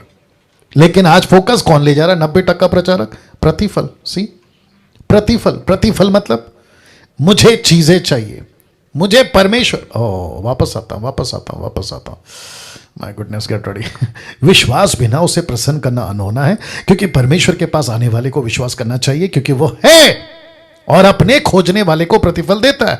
तो 90% प्रचारक क्या कहते हैं कि welcome to the God, welcome to the church, आप मेरे मीटिंग में आए, आपका स्वागत है, लेकिन आपको परमेश्वर पर विश्वास करना है। क्यों? क्योंकि आपको वो प्रतिफल देगा। ओह माय गॉड, सी, वो आपको क्या देगा? वो आपको प्रतिफल देगा, आपकी जरूरत पूरी होगी। यीशु के पीछे भीड़ चलती थी। प्रचारकों का स्टाइल में बात कर रहा हूं। क्या कहते हैं? यीशु के पीछे भीड़ चलती थी, लेकिन एक भी भूखा नहीं था। बोला क्यों? क्योंकि उनका विश्वास यीशु पे था। तो मेरा फोकस आपसे सबसे कहना यह है, क्या वो भीड़ यीशु के लिए चलती थी या रोटी के लिए चलती थी? रोटी के लिए। मार्था मरियम ने क्या कहा? आप यहां होते तो मेरा भाई नहीं मरता। तो उसका फोकस क्या था? मेरा भाई जिंदा करो, दैट्स इट। माय गॉड, ऐसे प्रचार होते हैं साहब आजकल। अब आप बताइए, यीशु ने भूखों को खाना खिलाया, ऑब्वियस है। जहां यीशु खड़ा होता है चमत्कार तो होगा ही। जहां देखो, पानी का नेचर क्या है? कोई जानता है पानी का नेचर क्या है? आप पानी को कहीं पे भी डाल दो, अगर वहां बीज होगा ना, पेड़ उगा देगा। आपने नहीं सुना? पानी का नेचर क्या है? आप उसको कहीं पे भी डाल दो, अगर वहां बीज होगा ना, पेड़ उगा देगा, पेड़ उगा देगा। अगर पानी में इतनी ताकत है तो पानी बनाने वाला खड़ा हो जाए तो क्या नहीं हो सकता? बताइए। या यीशु का नेचर है यार, यीशु का नेचर है आपको ब्लेस करना, यीशु का नेचर है भूखों को खाना खिलाना, यीशु का नेचर है बीमार है तो ठीक करना, यीशु का नेचर है मुर्दों को जिंदा करना। लेकिन हमने फोकस किस पे डाल दिया? अरे वाह, अच्छा यीशु है, जरूरतें पूरी करता है, तो जरूरतों के पीछे भागो, यीशु के पीछे मत भागो। जिसके चलते लिखा है 90% प्रचारक ने यही कर दिया। जबकि बाइबल जब पढ़ते हैं तो हमें पता चलता है। ये एरो क्या कहता है? तेरा विश्वास है एक ही परमेश्वर है। देखो क्या लिखा है, तुम्हारा मन व्याकुल ना हो, तुम परमेश्वर विश्वास रखते हो, मुझ पे भी विश्वास रखो। मतलब विश्वास करो किस पे? चीजों पे नहीं, परमेश्वर पर। दुष्ट आत्मा भी विश्वास करती है, और लिखा है तू परमेश्वर पर विश्वास करता है, अच्छा है। दुष्ट आत्मा भी विश्वास करती है। अब इसको देखिए, रोमियो की किताब 1:17 क्या लिखा मालूम है? क्योंकि उसमें परमेश्वर की धार्मिकता किससे? विश्वास से। और धर्म विश्वास से, और विश्वास के लिए प्रकट होती है, जैसा लिखा है कि विश्वास से धर्मी जन जीवित रहेगा। वाह, यहां पे फोकस कौन है? यहां पे फोकस कौन है? विश्वास। यहां पे फोकस कौन है? विश्वास। और विश्वास क्या कहता है? एक परमेश्वर है मानो, एक परमेश्वर है मानो, एक सच्चा परमेश्वर है मानो। दुष्ट आत्मा विश्वास करती है, नेचर विश्वास करती है, पृथ्वी विश्वास करती है। सूरज को पता है उसका परमेश्वर कौन है, चांद को पता है उसका परमेश्वर कौन है, जानवरों को पता है उसका परमेश्वर कौन है, पक्षियों को पता है उसका परमेश्वर कौन है, स्वर्गदूतों को पता है परमेश्वर कौन है, लूसीफर को पता है परमेश्वर कौन है। दुख की बात यह है कि जिस इंसान को उस परमेश्वर ने बनाया, वो इंसान परमेश्वर को कम, परमेश्वर की चीजों को ज्यादा मांग रहा है। वाह। अब इसको देखिए, विश्वास को रूटेड करने का एकमात्र जरिया वचन। वचन कहां लिखा है? रख रहा हूं, रोमियो किताब 10:17। देखो क्या लिखा है। लिखा है सो विश्वास सुनने से, और सुनना मसीहा के वचन से आता है। यह कौन सा विश्वास है जो वचन से आता है? बाप रे, पास्टर डैनियल, अविश्वासी जो संसार में लोग हैं, वो पत्थर के सामने खड़े होते हैं, उनके लिए चमत्कार हो जाता है। मैं उस विश्वास की बात नहीं कर रहा हूं। अविश्वासी लकड़ी को पूजा करते हैं, सांप की पूजा करते हैं, गाय की पूजा करते हैं, हाथी, बंदर, कुत्ता, पक्षी की पूजा करते हैं, उनकी जरूरतें पूरी हो जाती है। ये पृथ्वी पे जब से इंसान बना है, आप उसको पूछ के देखो, लेकिन यहां पे वो विश्वास की बात नहीं हो रही है, यहां बात हो रही है सच्चे परमेश्वर की। यहां बात हो रही है सच्चे परमेश्वर की। आपको कौन सा विश्वास चाहिए? 5 रोटी 2 मछली चमत्कार हो? नो। लाजर जिंदा हो? नो। क्या कहते हैं, यायर की बेटी जिंदा हो? नो। किस विश्वास की बात चल रही है? लिखा है विश्वास आता है, आपका विश्वास बढ़ता है मसीह के वचन से। अब बताइए, तो जिसके चलते मैंने लिखा है कि चमत्कार और आशीषों को देखकर विश्वास नहीं बढ़ता। ढंके की चोट पे बोल रहा हूं, ओपन चैलेंज है। पानी पीने दीजिए।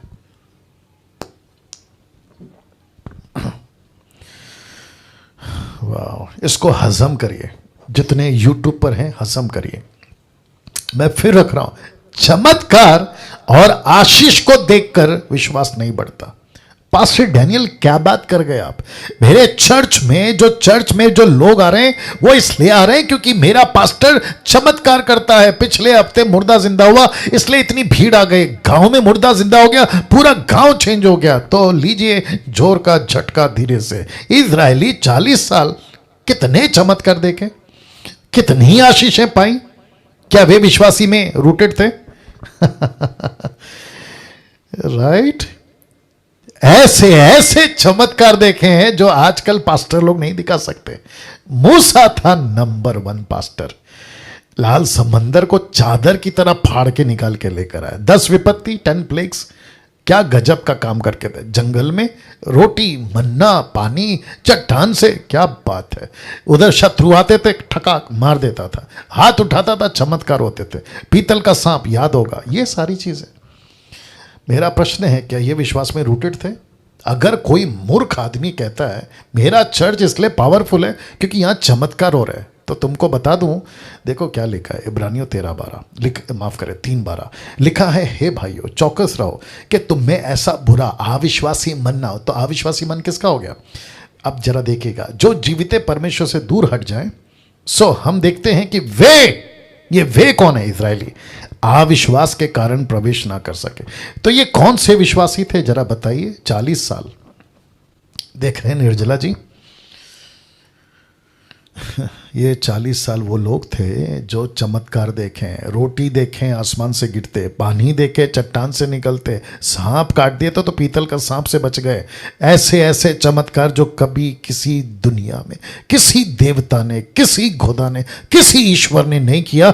ऐसे चमत्कार दिखाकर लाने वाला परमेश्वर के पीछे क्या ये 6 लाख लोग विश्वासी बने?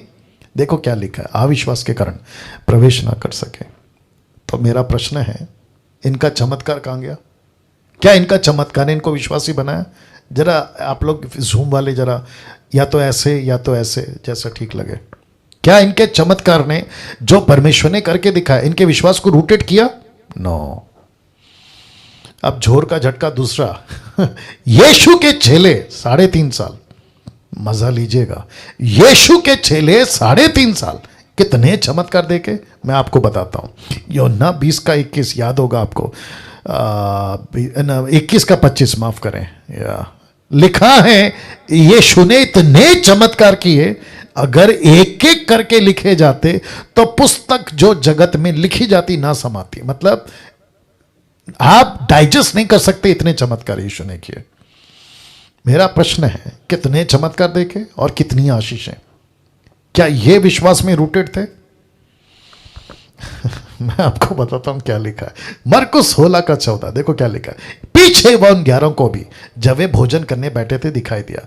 लिखा है उनके अविश्वास और मन की कठोरता पर उल्हाना दिया। उल्हाना का मतलब है डांटा, अच्छे से डांट लगा।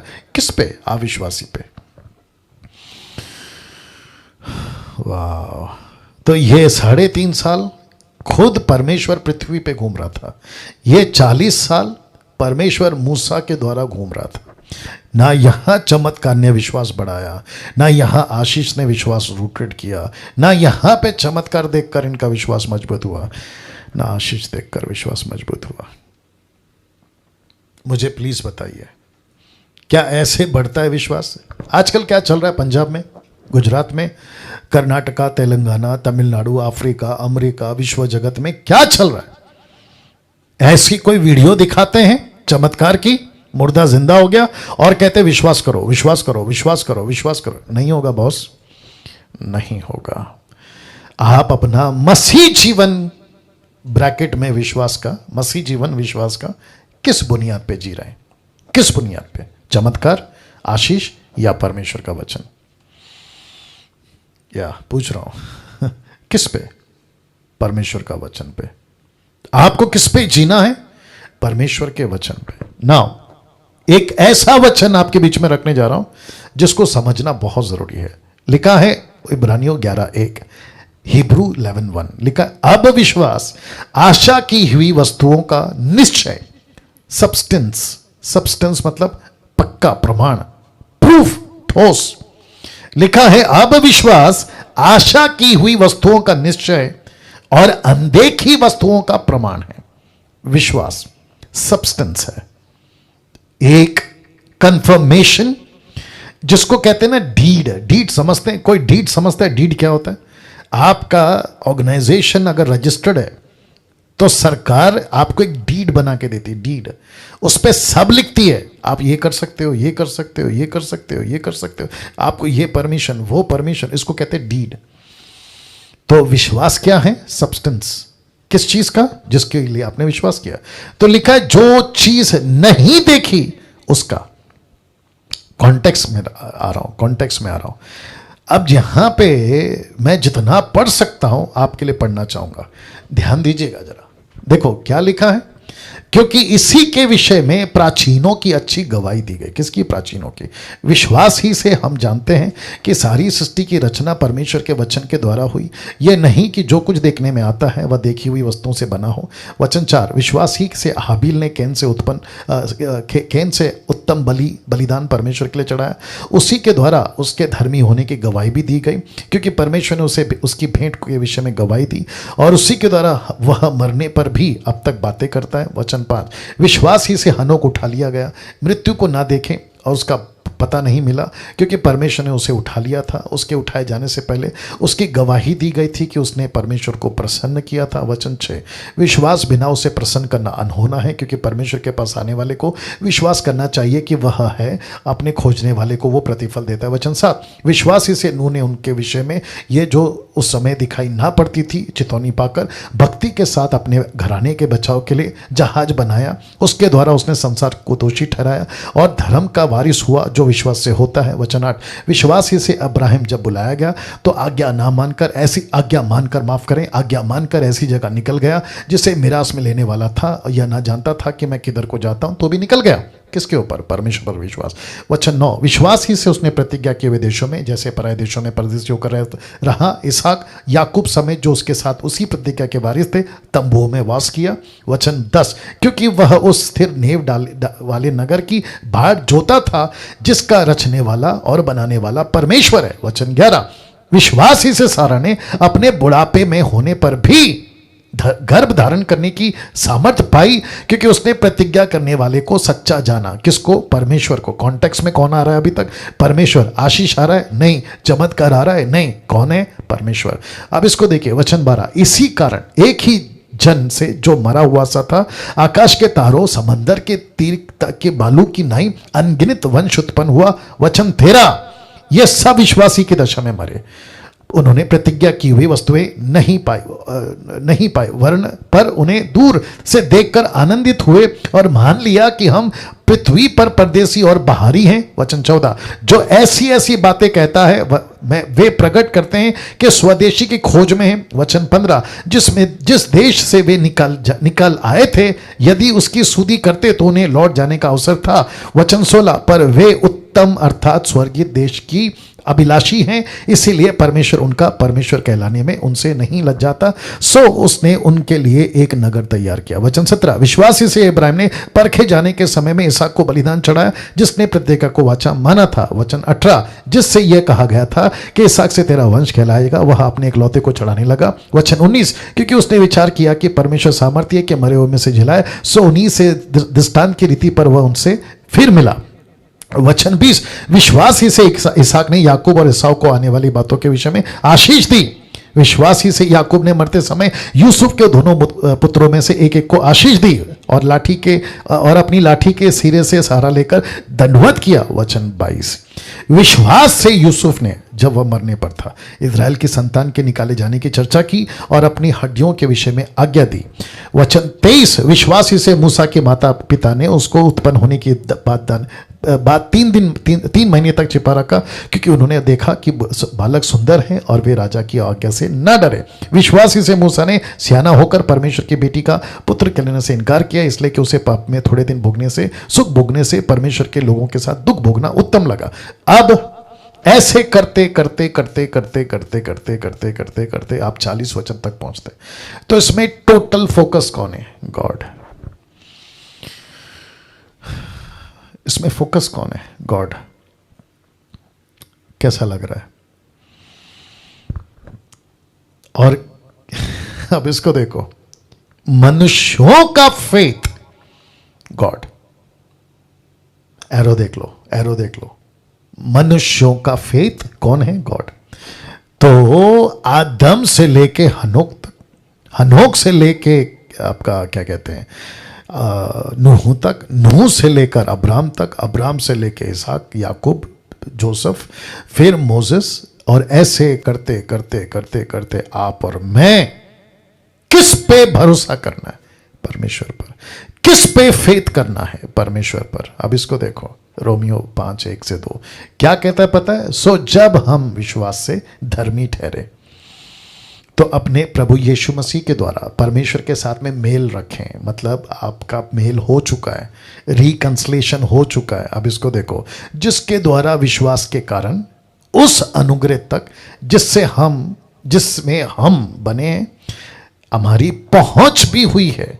यहां हुई है पहुंच आपकी, किसके द्वारा? विश्वास के द्वारा। एक दिन ऐसा ही नज़ारा आप देखोगे स्वर्ग में, आप देखेंगे तो कहता है पहुंच हुई है। इंग्लिश ट्रांसलेशन कहता है एक्सेस है, हमको एक्सेस करने का पास मिला है, हमारी पहुंच हुई है। और परमेश्वर की महिमा की आशा पर घमंड है। तो मुझे आशा है और मुझे उस पर घमंड है कि एक दिन यीशु आएगा। और मेरा विश्वास तेल पानी रुमाल पे नहीं है, मेरा विश्वास मटेरियल चीज़ों पे नहीं है, मेरा विश्वास चमत्कार पे नहीं है। मुर्दे जिंदा होते मुझे कोई दिक्कत नहीं है, अंधे लंगड़े लूले सब ठीक होते मुझे कोई दिक्कत नहीं है। लेकिन क्या फ़ायदा मुर्दा जिंदा हो गया लेकिन अभी भी दारू पी रहा है? क्या फ़ायदा कैंसर ठीक हो गया लेकिन अभी भी प्रभु में नहीं है? तो इसको विश्वासी नहीं बोलेंगे। आपको पता है जब कोई थोड़ा टाइम दीजिए, आपको पता है जब संसार में कोई गलत काम कर रहा होता है विश्वासी, तो हम क्या कहते हैं? अरे ये विश्वासी होकर ऐसा काम कर रहा है, इसको विश्वासी बोल सकते हैं? तो आपको पता है लोग क्या कहते हैं? अरे वो तो प्रभु को मानता है, तो प्रभु को तो शैतान भी मानता है। You got the point. तो याकूब कहता है विश्वास कर्म बिना मरा हुआ है और कर्म विश्वास बिना मरा हुआ है। Action without faith, faith without action, both are dead. Yes और नो? तो हमें फेथ भी करना है, एक्शन भी दिखाना है। अब नेक्स्ट वीक वो है एम्पावरमेंट, सशक्तिकरण की शिक्षाएं। तो एक हो चुका है इनवाइट, दूसरा हो चुका है इन्वेस्ट, और ये तीसरे लेवल पे है। और आप सभी को बता दूं कि अगले हफ्ता लास्ट है। नेक्स्ट वीक डीटी खत्म हो जाएगा। सो जो नेक्स्ट वीक का टॉपिक है और वो है ग्रेट कमीशन, महान आज्ञा जिसको कहते हैं। जो पॉइंट्स कवर करेंगे, एक है the importance of the gospel, दूसरा है the importance of making disciples, फिर होगा how to reach unreached groups, फिर होगा हाउ टू एवेंजलाइज, फिर होगा how to start cell groups, फिर होगा the importance of money for mission work. ऐसे ये सारे पॉइंट्स को हम अगले हफ्ते क्लियर करेंगे। तो अगले हफ्ते का जो टॉपिक है ग्रेट कमीशन, महान आज्ञा, आपको मैं बता चुका हूँ। अब कल याद रखिए, कल जूम और यूट्यूब वालों ध्यान दीजिएगा, कल भारत देश के लिए प्रार्थना करना है। और कल है 24 अप्रैल, तो कल है शनिवार, मसीह समाज प्रार्थना करेगा। आप देख सकते हैं भारत देश के लिए महामारी से परमेश्वर यीशु मसीह हमको बचाए। जो सिर्फ जुड़ना चाहते हैं, मतलब आप सिर्फ कनेक्ट होना चाहते हैं, तो आप लाइव आ सकते हैं फेसबुक पे। लेकिन अगर आपको लीड करना है, प्रार्थना लीड करना है, तो आप जो हैं जूम पे आइए और हमारे साथ आप प्रार्थना में हो जाएंगे। याद रखिए जो वक्त है 7 से 9, 7 PM to 9 PM according to Indian standard time, तो भारत देश के लिए हम जो है प्रार्थना करेंगे। ये एक आपको दिखा देता हूँ, जैसे मैं आपको बताते आ रहा हूँ कि मिशनरीज़ को हमने कम से कम 4 फैमिलीज़ को हम अडॉप्ट कर रहे हैं, जिसके लिए उनको सपोर्ट भेजना। अगर आपको लीड होता है कि प्रभु मेरा पैसा मिशनरी के लिए जाना चाहिए, आप सिस्टर सुमन वेद को कांटेक्ट करें, ये नंबर है। और आप यूट्यूब वालों, आपको भी कह रहा हूँ, आपका पैसा सही जगह पे जाए, ये इंपॉर्टेंट है। आइए प्रार्थना करते हैं ये स्लाइड के साथ।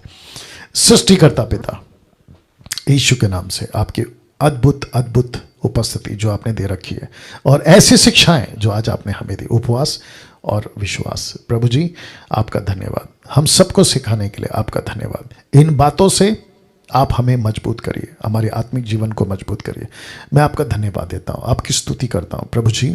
जितने लोग अभी जुड़े हैं और जो यूट्यूब पे जुड़ेंगे, प्रभु जुड़े हैं, एक एक व्यक्ति को आप प्रभु जी इन बातों से मजबूती दीजिए, उनका आत्मिक जीवन मजबूत करिए। आदर, महिमा, सम्मान सब कुछ आपको देते हैं। ये प्रार्थना यीशु के नाम से मांगते हैं, आमीन, आमीन, आमीन।